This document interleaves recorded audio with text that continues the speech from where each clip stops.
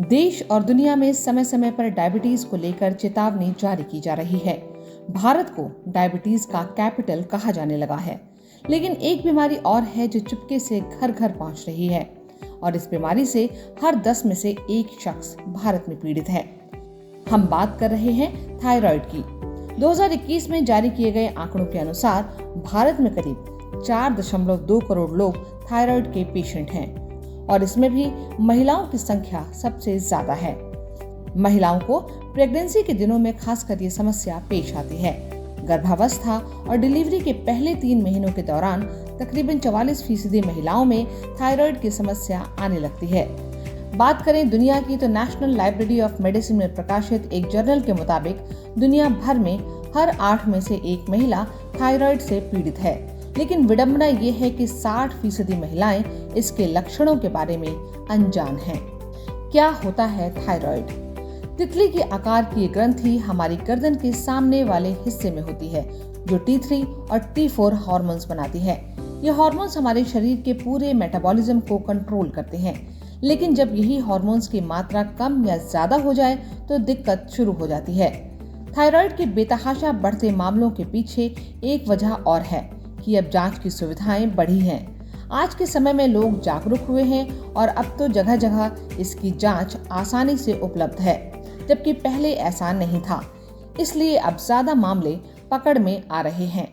शायद ये था ही इतना और ये पकड़ में नहीं आ रहा था। अब जैसे जैसे हमारे पास डायग्नोस्टिक सर्विसेज या कहें कि जांच की तकनीक विकसित होती जा रही है, जगह जगह छोटे छोटे शहरों में भी उपलब्ध होती जा रही है, तो उसकी वजह से ज़्यादा मरीज जल्दी समय से पता चल रहे हैं। एक ज़माना था जहां मुझे ध्यान है कि पहले पूरे हिंदुस्तान में 3 या 4 लेबोरेटरीज में ये जांच हुआ करती थी, आज से करीब 20-25 साल पहले। और आज अच्छी बात यह है कि हमारे तकरीबन हर बड़े शहर में, इनफैक्ट टायर 2 और 3 शहरों में भी ये जांच की सुविधा जो थायराइड की है वो उपलब्ध है। तो इससे क्या हो रहा है कि एक तरह से सबको ये सुविधा उपलब्ध हो गई है काफ़ी रीजनेबल प्राइस में, तो लोग करवा भी रहे हैं जांच और डॉक्टर्स भी लिख रहे हैं उसको जहां भी उनको डाउट होता है, और लोग समय से एक तो पकड़ में आ रहे हैं। दूसरा जो चीज़ है, जो समस्या है, वो है कि हमारी जीवन शैली का पाश्चात्यकरण।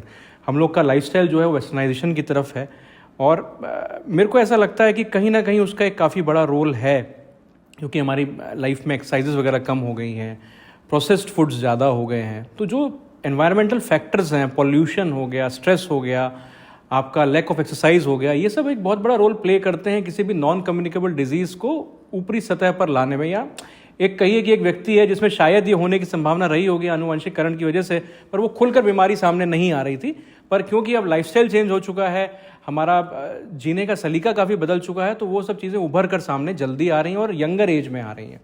तो ये 2-3 कारण मुझे लगते हैं जिसकी वजह से हमारा देश जो है, और it is already thyroid disease capital, तो ये सब बढ़ते जा रहे हैं मरीज।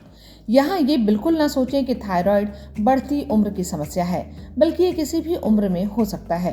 हालांकि जैसा कि हमने पहले बताया कि महिलाओं में पुरुषों की तुलना में थायराइड होने की आशंका 10 गुना ज्यादा होती है।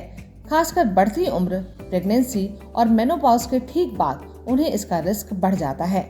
ऐसा इसलिए क्योंकि महिलाओं में हार्मोनल बदलाव तेजी से होते हैं, इसलिए इसका खतरा उन्हें ज्यादा होता है। हालांकि अब पुरुषों में भी इसके मामले तेजी से बढ़े हैं। थायराइड से बचाव के लिए खान पान का खास ख्याल रखें। बाहर का तला भुना खाने की बजाय हेल्दी खाना खाएं। खाने में अच्छी क्वालिटी का आयोडाइज्ड नमक खाएं। अंडे, पनीर और मछली का सेवन करें, क्योंकि प्रोटीन थायराइड के मरीजों के लिए ज्यादा जरूरी है। वहीं खाने में ऊपर से धनिया छिड़क कर खाना चाहिए और पानी का इंटेक बढ़ा दें।